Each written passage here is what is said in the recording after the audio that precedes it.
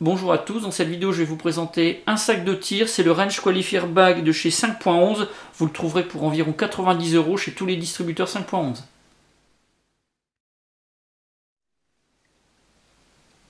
Ce sac il est prévu pour le tir, il est assez polyvalent, on va y retrouver plusieurs poches et plusieurs compartiments. À l'intérieur on va pouvoir placer plusieurs armes de poing ou plusieurs répliques d'armes de poing, on va voir tout ça en détail.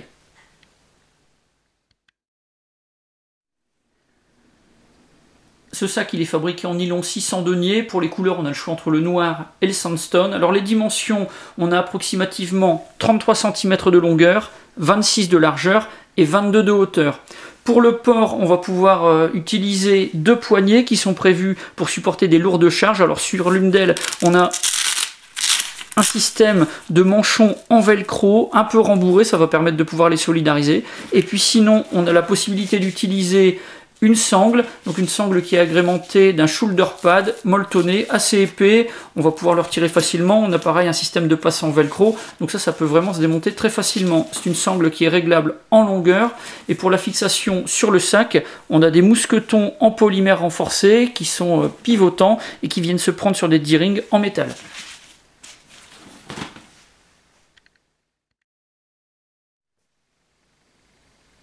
À l'extérieur du sac, on va avoir 4 poches qui sont toutes fermées par des zips YKK. À chaque fois, on a une tirette en paracorde et puis un petit embout en plastique qui arbore le logo de la marque. C'est beaucoup plus silencieux, donc c'est plutôt assez intéressant.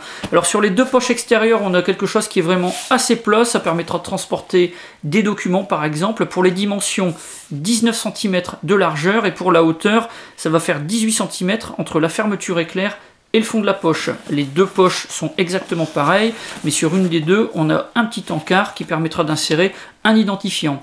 Pour les poches latérales, ce sont des poches assoufflées qui sont d'une épaisseur de 3 cm. Pour les dimensions, 28 cm pour la longueur, et pour la hauteur, là, on est à 19 cm. On a une fermeture éclair qui fait tout le tour avec deux zips, donc ça permettra vraiment d'avoir une ouverture maximum, et ça va faciliter les manipulations pour ce qu'on va vouloir prendre à l'intérieur.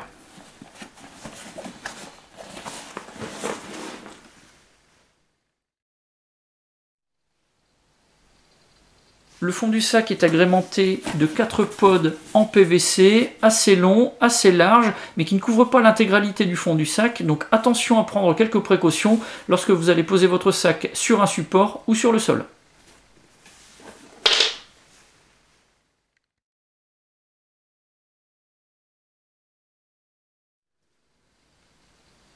Les deux grandes poches extérieures, elles ont le même volume, le même système d'ouverture, mais elles ont des fonctions vraiment différentes.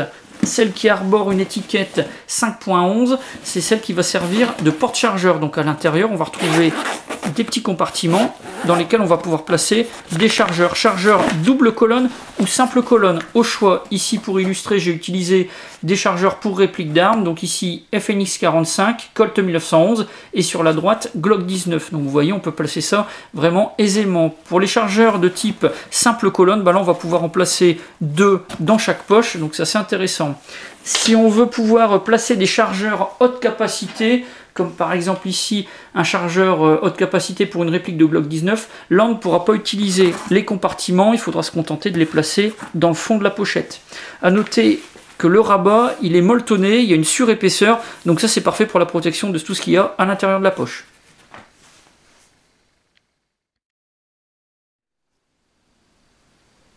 L'autre poche est également équipée de compartiments, mais bien moins spécifiques. Il s'agit en réalité des deux poches en filet mèche. Leur dimension, 12 cm de longueur et 13 cm de hauteur. Quelque chose qui est assez plat, assez fin, avec un bord en élastique. Donc on a un accès qui est quand même assez facile. Et la fonction principale de cette poche, c'est d'offrir une base de travail pour pouvoir poser une arme ou une réplique d'arme qu'on aurait démontée, par exemple, si on ne veut pas perdre des petites pièces. Le sac est fermé au moyen de deux fermetures éclair, les deux zips sont reliés par une mini sangle, et puis on a une petite platine en velcro sur le bout du rabat, ça permet d'assurer vraiment une fermeture parfaite. Alors quand on va ouvrir ce rabat, la première chose qu'on va remarquer, c'est qu'à l'intérieur, on a un autre sac, et ça permet de compartimenter de manière vraiment très originale l'intérieur de ce sac de tir. Le petit sac interne est beaucoup plus fin que le compartiment lui-même, ce qui fait qu'on a deux compartiments sur les extérieurs en plus. Alors on va voir le petit sac interne après. Alors ce compartiment principal, rien de particulier, on n'a pas de poche, on n'a pas de rabat, on n'a pas de, comment dire, de système de fixation particulier. C'est vraiment une poche vide qu'on va pouvoir agrémenter comme on le souhaite. Alors pour les dimensions, on est à 20 cm de largeur, 31 cm de longueur, et on a une hauteur de 21 cm. Chaque face est molletonnée, le fond, les côtés, mais également le dessus. Donc là, pour la protection, c'est vraiment parfait.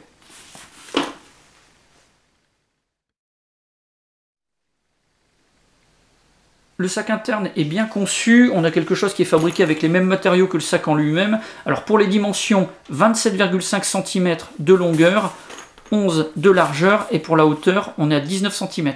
Pour pouvoir le porter, on a deux poignées qu'on ne peut pas solidariser. On a une sangle qui fait tout le tour du sac, donc même avec une forte charge, on n'aura pas d'inquiétude à avoir. Sinon, pour porter le sac, on peut aussi utiliser la grande sangle. On va pouvoir fixer les mousquetons sur deux D-rings en métal qu'on va trouver de part et d'autre du sac. Alors sur le sac, on a deux compartiments qui sont fermés au moyen de fermeture éclair. La taille, c'est celle des panneaux principaux.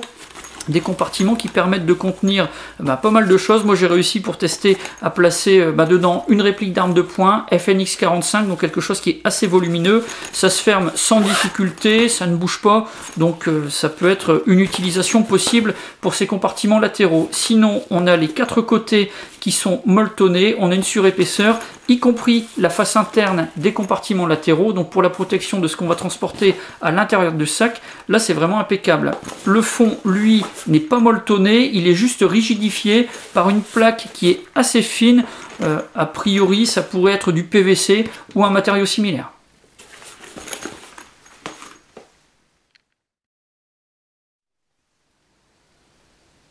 Pour ce sac de chez 5.11, j'ai un avis qui est vraiment très positif. On a quelque chose qui est bien conçu, qui est fabriqué avec des matériaux de qualité, puis avec beaucoup de soin.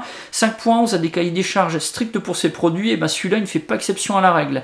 On a pas mal de poches, pas mal de compartiments, certains spécifiques, d'autres plus polyvalents, et donc ça fait vraiment quelque chose de très intéressant par rapport à l'organisation des objets qu'on va vouloir transporter. La vraie bonne idée, c'est ce sac interne qui est amovible. On va pouvoir s'en servir pour compartimenter la partie principale, mais si on l'enlève, on va avoir une partie principale avec un gros volume, et puis aussi la possibilité de transporter du matériel à côté. Ça c'est vraiment intéressant.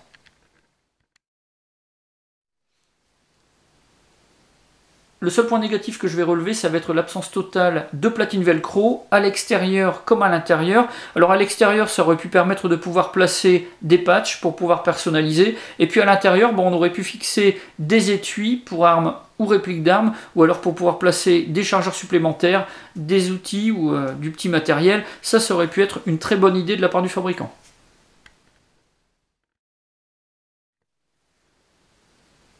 Voilà pour la présentation de ce sac de tir. Si vous avez des questions, c'est comme d'habitude. Vous avez la partie commentaires et la boîte de réception. Et puis je tiens à remercier Xavier qui me le prête depuis plusieurs mois pour que je puisse le tester. J'en ai maintenant terminé avec le Range Qualifier Bag de chez 5.11 et je vous dis à bientôt pour d'autres vidéos.